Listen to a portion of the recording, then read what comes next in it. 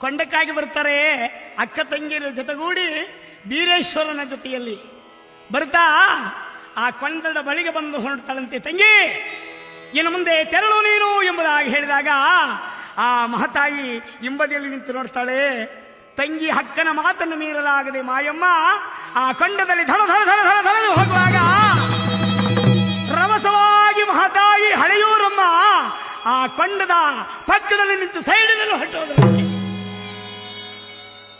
ಆ ಮುಂದಕ್ಕೆ ಬಂದ ತಂಗಿಯನ್ನ ಸತ್ಕರಿಸುತ್ತಾ ಆನಂದವಶರಾಗಿ ತನ್ನ ತಂಗಿಯನ್ನು ಕರೆದುಕೊಂಡು ಮೂಡನ ದಿಕ್ಕಿನಲ್ಲಿರುವ